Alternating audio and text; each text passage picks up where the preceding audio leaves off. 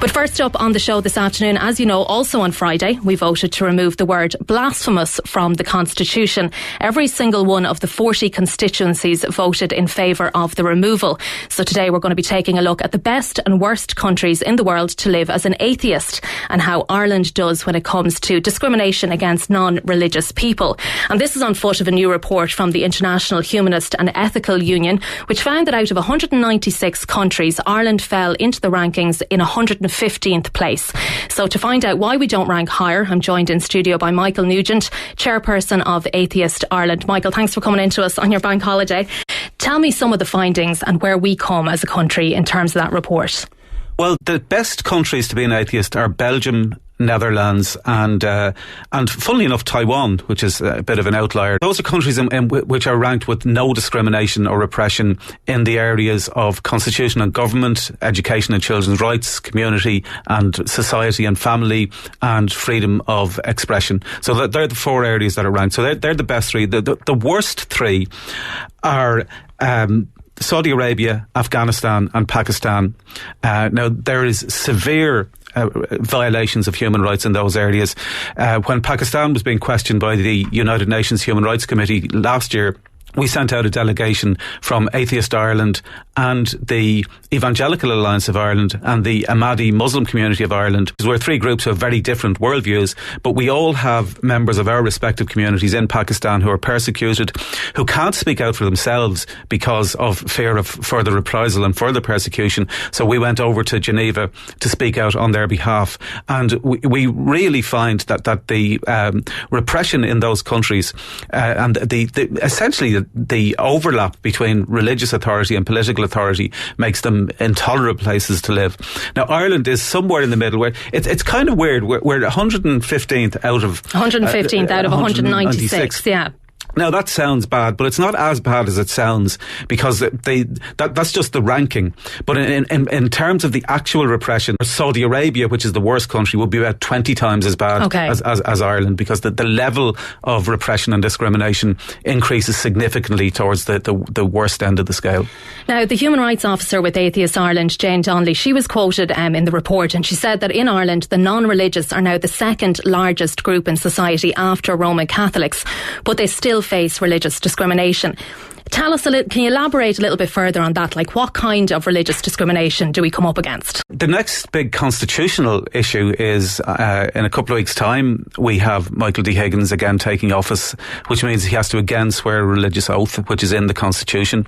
Now that means that a conscientious atheist cannot become president in Ireland. Or a judge. Or a judge, or a member of the Council of State, which includes the Taoiseach, the Taoiseach, the Attorney General, the Chair of the Dáil and Senate, a whole range of high political and judicial offices. Now, we're sometimes told when we complain about that, well, you know, this Irish thing, you don't have to mean that part of it. You know, but lie your way. Yeah, if you don't have to mean that part of it, why do you have to mean any of it? I mean, theoretically, if we had a situation where in order to become president or a judge or Taoiseach, you had to swear that there's no God, everyone would immediately realise that that's ridiculous. And it's the same thing the other way around. Then there is the education system, which is a huge area of discrimination. The state effectively cedes control of our education system to mostly the Catholic Church. It funds the schools, but it gives control of 90% of our primary schools and half of our secondary schools to the Catholic Church. They're allowed to discriminate on the grounds of religion in schools that are paid for by the state, with teachers whose salaries are paid for by the state. And even the half of the schools that aren't run by the Catholic Church, which are the ETB schools, Education and Training Boards. No, not Educate Together. Educate Together. No, they Educate Together are another private patron body that has a very small number of schools. But half of the secondary schools are run by ETBs. They're Education and Training Boards. They're the equivalent of the old vocational education committees. So they're supposed to be the state alternative to denominational schools at second level, and they're starting to bring in schools at primary level. But even those are just as bad. They still effectively evangelise religion. And when the Department of Education very recently tried to improve that situation by saying, they issued a directive saying that students who opt out of religion, which you have a constitutional right to, in the ETB schools would have to be offered an alternative timetable subject. They were ganged up on by the Catholic Church, the NCCA, the teachers' unions, and a range of other conservative forces within the department, and they've ended up effectively reversing that, and we're now canvassing and lobbying to try to reverse it again. We're meeting the department again about that over the next while. Do you think we are improving overall, though? You mentioned the last two referendums, the referendum on marriage equality and the 8th Amendment. Do you think we are moving away from Catholicism in Ireland? Well, the people have already moved on. You know, we used to be a Catholic country. We're now a pluralist country, but we still have Catholic laws. And the problem is that those laws, which were put in place when the Catholic Church did have control over the people, some of them are buttressed by the Constitution in terms of, including the property rights that enable them to control the buildings of the schools and things like that. So what we need to do now is get the state to catch up with the people and to create a society where everybody, regardless of their religious or non-religious beliefs, are treated equally by the state. It's a pretty simple concept to understand. And in fairness, I think even within the government and the Department of Education, there are some people who are trying to move towards that, but there's still a lot of people trying to hold it back, and those people have support from the Constitution. What about the healthcare system, Michael? Well, the healthcare system is another big area. I mean, there's still potential problems with the National Maternity Hospital. Like very recently, it was astonishing that the government was trying to just hand over that to a religious order, given the behaviour of the Catholic Church and the reparations that the Catholic Church still has to make for its abuse over the decades.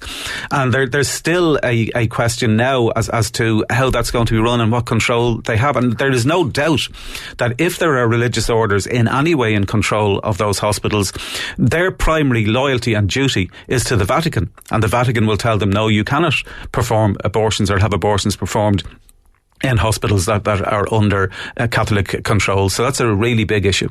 Let me get to a couple of texts, Michael. For God's sake, pun intended, do we have to remove every aspect of the traditional Catholic ethos of this country from every single part of Irish life? If you're not a believer, don't go to Mass. Are these atheists really claiming they're being discriminated against for not believing in anything? And another one, just to put this question to you, how does Michael propose to replace the thousands of schools run by Catholic organisations? Just arrange a coup and take over their buildings, because the state can't just sweepingly remove decades of education provision by the church, like it or not. Well, what the state can do, I mean, one way of approaching it would be, it doesn't matter whether there's a priest or a bishop or a Martian running the schools, just say you have to run the schools in accordance with human rights principles. So that's one way of approaching it. And that would then put it up to the churches to say, well, we're not prepared to teach about religion and beliefs in an objective, critical and pluralistic manner, which is what the human rights standard is. Now, on the other issue, I think of course we shouldn't remove every element of religion from Irish life, but we should remove it from the institutions of state. And I would be just as opposed to the institutions of state promoting atheism as I am with them promoting religion, because the only way to protect everybody's right to freedom of religion and belief, whether they're religious or not, is for the state to remain neutral. So secularism is not the same as atheism, then, is what you're saying? No, atheism is a particular worldview based on the belief that everything is natural, yes. And that there's no need to bring in supernatural explanations to explain what's happening in the world, or to explain our morality, which is an evolutionary thing based on compassion and empathy and other attributes of being social animals. That's one thing. But secularism is about the separation of church and state. And that would also include the separation of atheism and state. That whatever your religious beliefs or non-religious beliefs, that's up to you, and you're perfectly entitled to practice them, and we support your right to practice them. But the state should not be taking sides in these metaphysical debates. It's enough to do dealing with the real world without dealing with the afterlife as well. OK, Michael Nugent, chairperson of Atheist Ireland, thanks for talking to us on The Hard Shoulder.